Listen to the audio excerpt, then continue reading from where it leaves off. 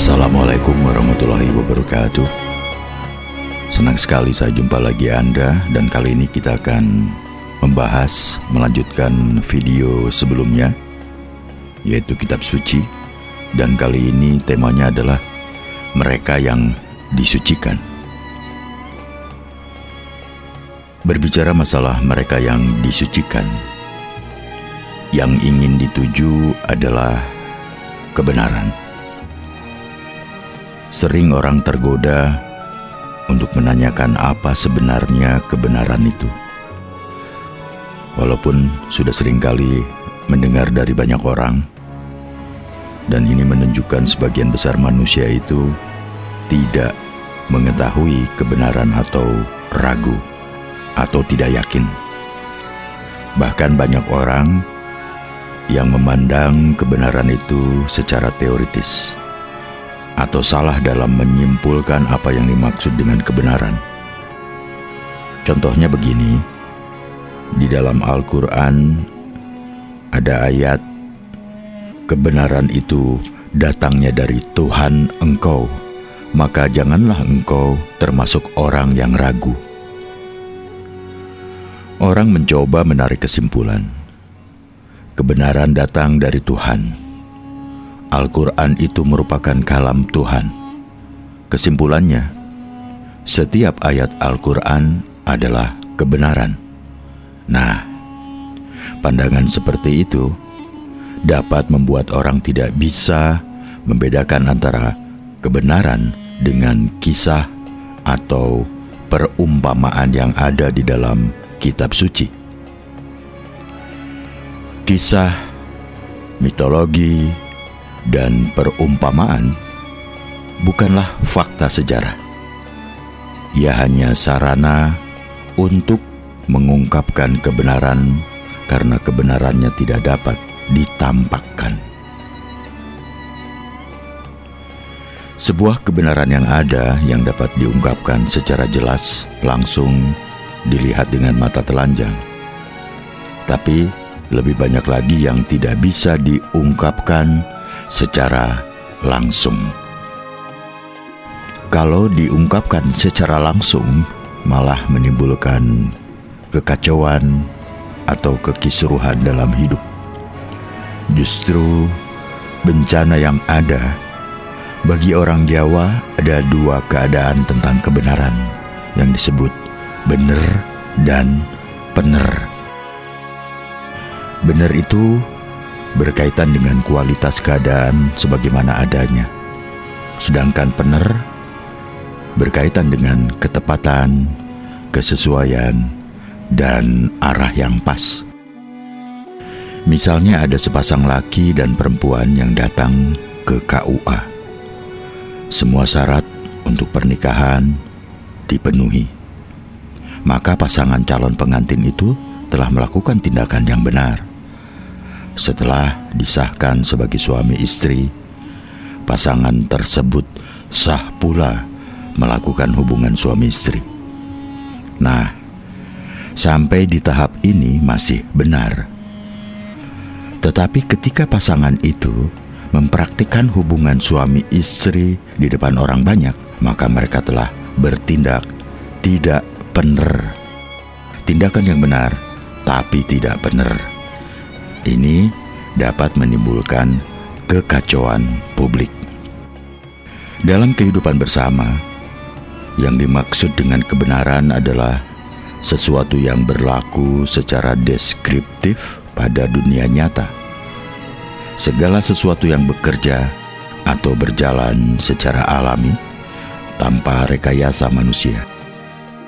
Yang saya maksud dengan rekayasa adalah usaha akal-akalan manusia. Bumi, bulan, bintang, dan matahari berjalan sebagaimana adanya. Sperma dan sel telur bertemu, melebur, dan berkembang sebagai bayi sebagaimana adanya. Setiap sel mengandung sifat makhluk hidup secara utuh.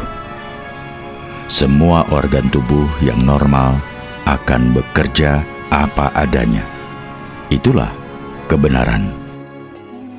Jadi, Kebenaran asal adalah kebenaran konkret, kebenaran yang sungguh-sungguh ada, terlepas dari anggapan atau keterlibatan perasaan manusia. Sekali lagi, kebenaran alami. Misalnya banjir, semua orang langsung bisa mengerti apa yang dimaksud banjir. Ada bentuk konkret banjir. Tetapi kalau saya katakan, hari ini panas, maka ini tidak sepenuhnya benar. Karena rasa panas itu melibatkan perasaan saya. Belum tentu orang lain yang juga merasakan panas yang sama. Bagi yang biasa tinggal di daerah yang panas, mungkin apa yang saya katakan panas, baginya tidak terasa panas. Perlu tolok ukur untuk menyatakan panas. Misalnya sekarang ini suhunya 32 derajat Celcius. Teknologi bukan perbuatan akal-akalan manusia. Manusia mempelajari sifat dan ciri sesuatu di alam ini. Cara kerja dan hukum sebab akibat di alam dipelajarinya. Lalu disimpulkannya dalam suatu teori. Manusia membuat sesuatu berdasarkan hukum-hukum yang telah diketahuinya. Maka teknologi merupakan produk kebenaran. Teknologi merupakan produk pikiran, tetapi pikiran yang sejalan dengan bekerjanya alam atau aturan main alam. Setelah manusia mati, apa yang terjadi sesungguhnya adalah kebenaran. Tetapi sayang, pada umumnya manusia hanya bisa melihat kebenaran eksternal. Kebenaran yang bisa diverifikasi atau dibuktikan hanyalah yang bersifat lahiriah. Kebenaran internal, sisi dalam dari kebenaran, tidak terjangkau oleh verifikasi atau konfirmasi. Sehingga orang yang mampu melihat kebenaran internal dunia nyata harus dapat mengungkapkan dalam bahasa yang bisa dipahami masyarakat sekitarnya. Ketika kebenaran yang bersifat gaib, yang tidak dapat diverifikasi atau dikonfirmasi ini, kemudian diungkapkan dalam bahasa yang dapat dipahami, sebenarnya yang tertangkap oleh penerima itu bukan lagi kebenaran. Lalu pertanyaannya apa? Ya, bayangan kebenaran. Orang lain yang hanya menerima informasi sebenarnya tidak mengetahui kebenaran itu. Hanya bayangan atau gambaran kebenaran yang ditangkapnya. Gambaran itu dirumuskan dalam bentuk bahasa yang akhirnya berupa pandangan atau pendapat. Karena ia hasil dari manusia yang memandang. Jadi seperti yang dikemukakan sebelumnya bahwa manusia sebenarnya hidup berdasarkan pendapat atau pandangan. Kembali kepada kebenaran yang tidak dapat diverifikasi dan dikonfirmasi, yang tidak dapat dibuktikan dalam dunia nyata eksternal atau yang nampak ini, seperti kebenaran yang terjadi sebelum kita dilahirkan, setelah kematian, dan hari kiamat. Nah, tentang hal ini, para filsuf telah berusaha memikirkannya sejak ribuan tahun yang lalu.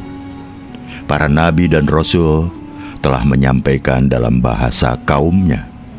Karena kebenaran yang disampaikan mereka ini tidak dapat disaksikan oleh kebanyakan orang, maka kebenaran itu harus disampaikan dengan kemasan yang mereka kenal. Apa yang dipikirkan para filsuf itu adalah kebenaran. Apa yang dialami para nabi dan rasul itu adalah kebenaran. Apa yang dirasakan oleh para ahli hikmah pun atau empu kebenaran juga. Mereka semua memahami makna kemanusiaan. Mereka menghayati kebenaran hidup. Mereka menyadari bahwa manusia asal-usulnya satu kemanusiaan, satu asal kehidupan, dan satu asal keberadaan. Karena itu, Hampir di setiap suku dan bangsa ada asal-usul nenek moyangnya sendiri. Nenek moyang ini diyakini sebagai manusia yang pertama kali ada di bumi ini. Tentunya yang pertama kali menghuni di wilayah suku atau bangsa itu hidup. Mereka semua terpanggil untuk penyelamatan manusia. Selamat di dunianya dan selamat dalam perjalanan selanjutnya sampai di tempat tujuan. Namun, sebagian besar manusia tidak mengetahui kebenaran. Padahal, penyelamatan merupakan bagian dari kebenaran itu sendiri. Karena itu mereka berusaha menyampaikan kebenaran dengan bahasa dan budaya masyarakatnya.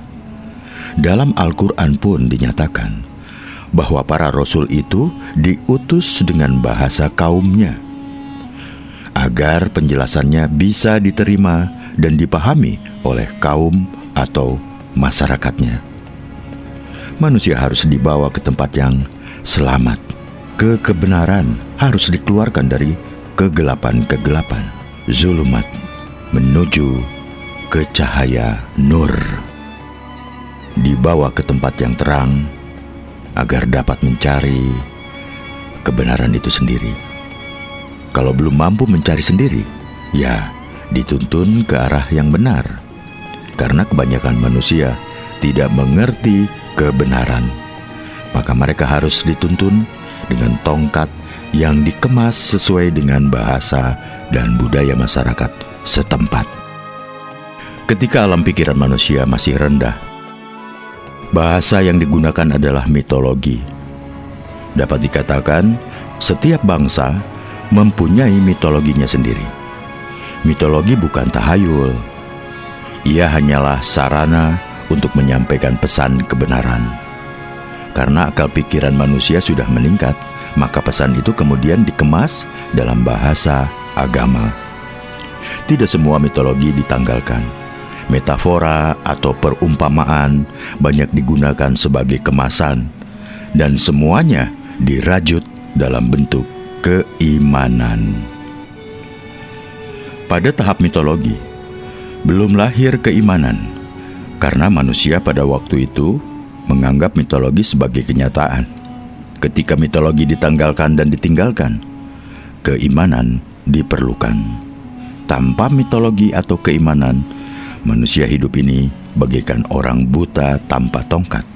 Akibatnya tersesat. Dalam perjalanannya manusia akhirnya banyak tahu. Kemampuan menghitung dan memahami kenyataan meningkat.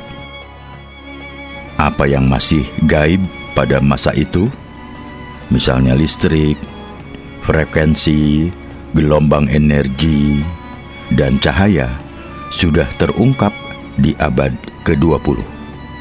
Apa yang disebut keimanan semata-mata mulai dipertanyakan. Sehingga simbol-simbol keagamaan dan ritual agama dipertanyakan kebenarannya.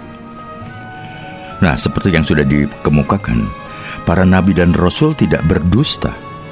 Mereka terpanggil untuk penyelamatan manusia. Keimanan adalah bahasa yang bisa digunakan untuk menyampaikan pesan pada zaman itu. Jadi, yang salah bukan para nabi dan rasul itu, tapi generasi yang menjadi ahli waris ajarannya. Seharusnya para ahli waris itu berijtihad untuk membuat jalan atau cara baru yang sesuai dengan perkembangan kehidupan. Bila semua manusia menutupi auratnya dengan daun atau koteka, lalu kulit binatang atau kayu, kemudian kain dan kapas, nilon, dan lain-lainnya. Mula-mula manusia berkendara dengan menunggang binatang seperti kuda, unta, gajah, lalu membuat kereta yang ditarik oleh hewan, kemudian kendaraan yang dijalankan dengan mesin. Nah, semua ini ada implikasinya terhadap kepercayaan. Dengan kemajuan ilmu pengetahuan dan teknologi manusia terus berusaha menembus frontier daerah perbatasan antara dunia yang jelas-jelas diketahui dengan daerah yang masih gelap. Nah, dalam keadaan seperti ini, siapa pemandunya? Tentu pemandunya adalah manusia juga, yaitu mereka yang berani menerobos wilayah yang gelap itu. Sama seperti orang yang menemukan biji padi yang rumput itu sebagai makanan. Di abad modern, yang menjadi pemandu kehidupan tentunya bukan nabi-nabi baru. Munculnya nabi baru bukan penyelesaian bagi persoalan hidup di milenium ini. Pemandu yang diperlukan adalah manusia-manusia seperti Syekh Siti Jenar.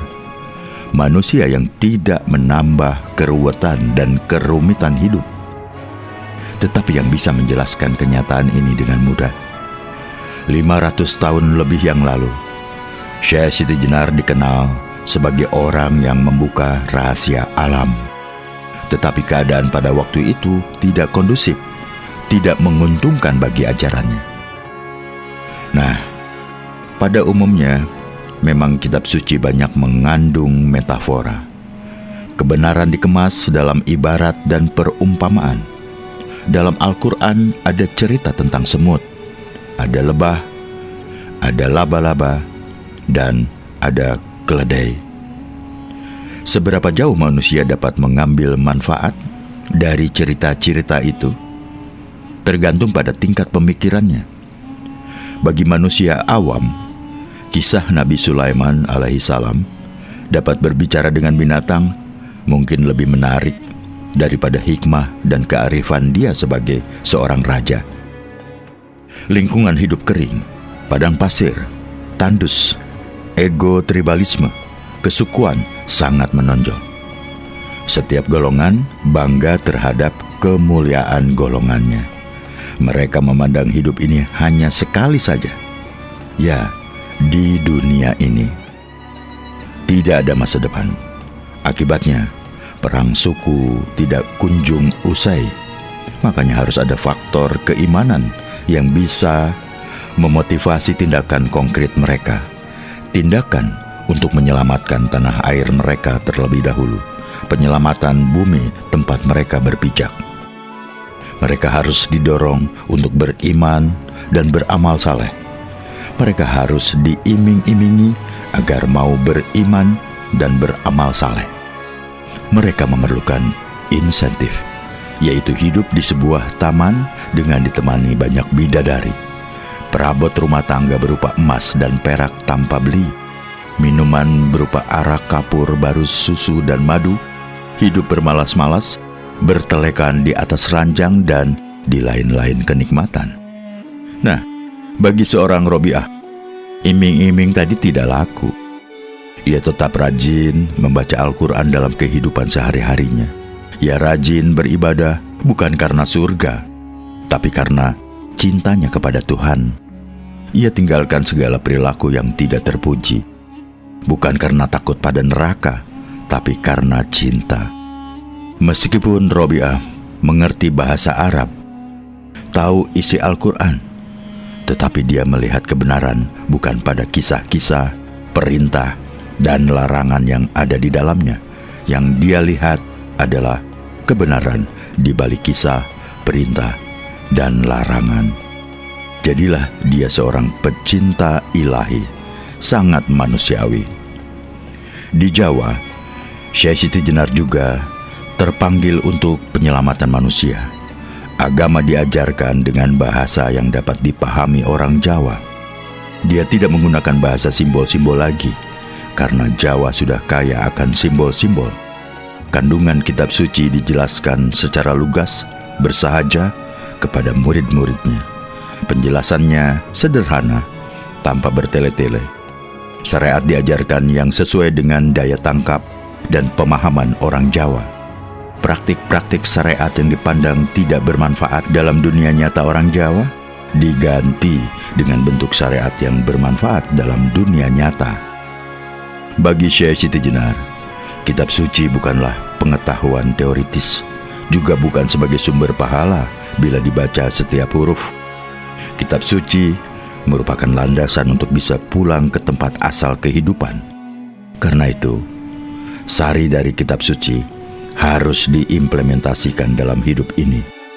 Tetapi seseorang tidak dapat mengamalkan kitab suci jika masih hidup dalam kesesatan, masih terpikat oleh permata dan emas yang berkilauan, masih salah dalam berperilaku, masih mementingkan egonya.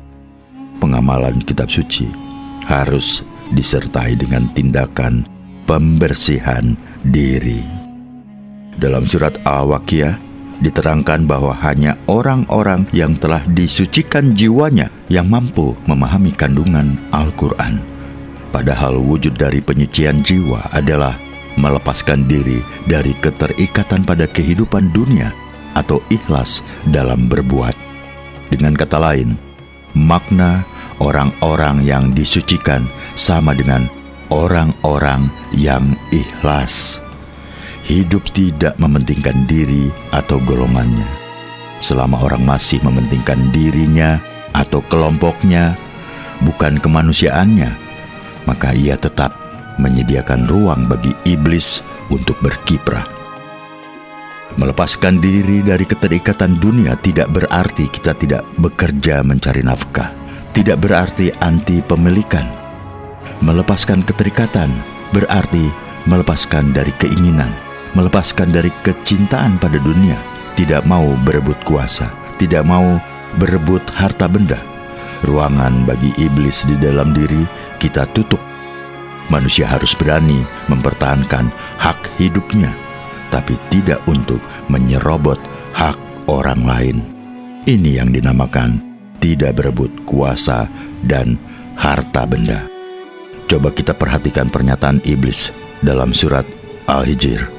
Iblis berkata, "Tuhanku, karena Engkau memutuskan aku tersesat, maka aku pasti membuat mereka memandang indah perbuatannya di bumi, dan pasti aku akan menyesatkan mereka semua, kecuali hamba-hamba Engkau dari golongan mereka yang ikhlas."